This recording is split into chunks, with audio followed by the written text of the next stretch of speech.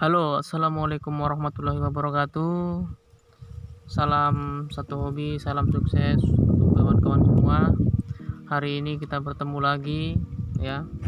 Baik, kali ini saya akan membagikan satu lagi cerita saya tentang bonsai kelapa, ya. Jadi pada awalnya, waktu awal saya membuat bonsai kelapa, ya. Jadi pada cerita sebelumnya sudah pernah saya ceritakan. Jadi saya pulang kerja, saya sering ke rumah saudara atau rumah teman untuk mencari bahan bonkla, ya. Jadi kelapa seperti itu. Jadi waktu itu saya ke rumah saudara saya, ya kebetulan jaraknya ya agak lumayan lah dari tempat tinggal saya.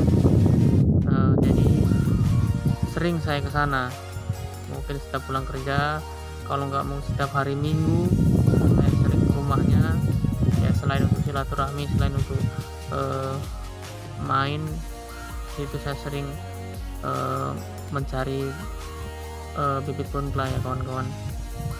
Jadi karena seringnya saya ke situ, setiap saya main, setiap saya mampir ke situ, yang saya cari pertama ya selalu buah kelapa, selalu ke kebun. Setiap datang bertamu main ke kebun, mencari buah kelapa untuk bahan bonkla. Jadi seperti itu terus, ya karena saking seringnya seperti itu, ya mungkin akhirnya mungkin dianggap mungkin entah seperti kurang kerjaan atau apa. Jadi salah seorang saudara saya ini, ya, dia sering sekali menertawakan saya. Dia ketawa-ketawa, atau mungkin dia bilang, kamu ini setiap hari kalau mau main ya dicari buah kelapa, untuk apa sebenarnya, kayak gitu, mau dipakai masak apa dipakai apa, setiap hari kok, mungkin mau nyayur santan atau apa, setiap hari cari kelapa. Jadi ya saya bilang, ini saya untuk bahan untuk bonsai kelapa, karena saya lagi belajar untuk bikin bonsai kelapa, kayak gitu. Jadi setiap hari seperti itu. Dan pada akhirnya setelah beberapa waktu kemudian, mungkin karena rasa penasarannya dia pun main ke rumah saya. Disitulah dia melihat koleksi-koleksi saya, melihat bonsai-bonsai kelapa saya, dan disitu dia mulai tertarik seperti itu.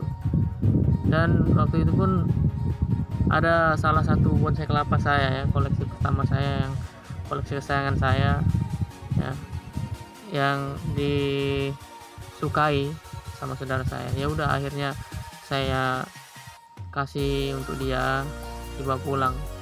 Itulah bonsai pertama dia.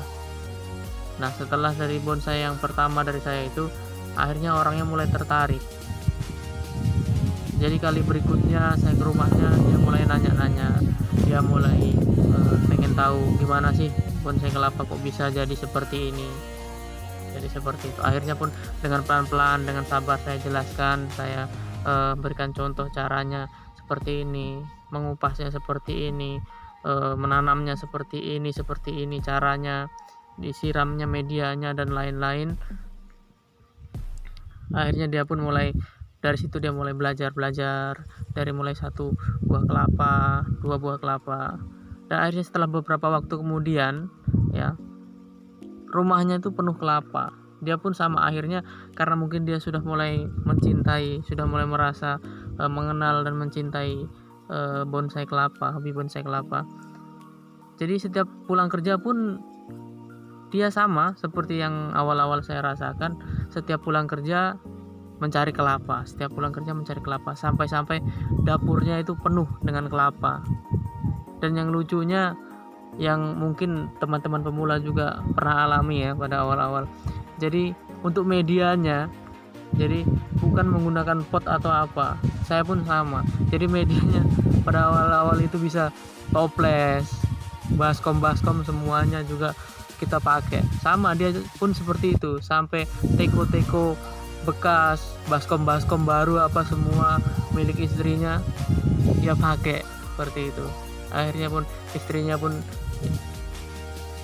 tertawa seperti itu, menertawakan karena semua barang-barang dia dipakai untuk media bonsai kelapa, untuk semai bonsai kelapa.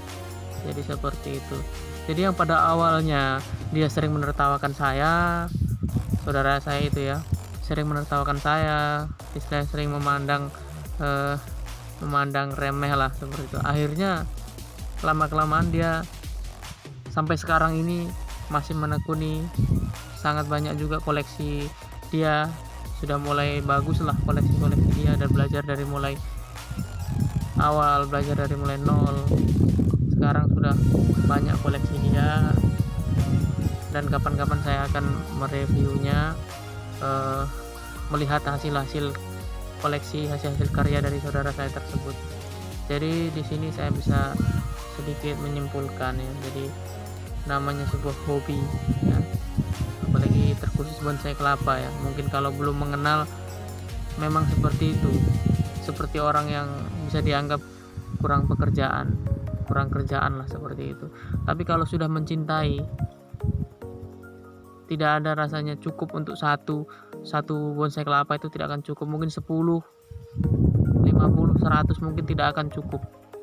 Selalu ingin berkreasi, selalu ingin membuat yang baru lagi, membuat karya yang lebih bagus lagi. Jadi seperti itu. Jadi yang pada awalnya dia menertawakan saya, sering menertawai saya, sekarang dia menjadi murid saya ya, dan sekarang sudah alhamdulillah sudah karyanya sudah banyak, sudah bagus ya, alhamdulillah ya kawan-kawan. Itulah yang kita tidak tahu dari bonsai kelapa. Banyak sekali cerita, banyak sekali hikmah di baliknya. Untuk kawan-kawan pemula semua, tetap semangat, tetap berkreasi, tetap kompak. Salam satu hobi, salam sukses untuk kawan-kawanku semua. Assalamualaikum warahmatullahi wabarakatuh.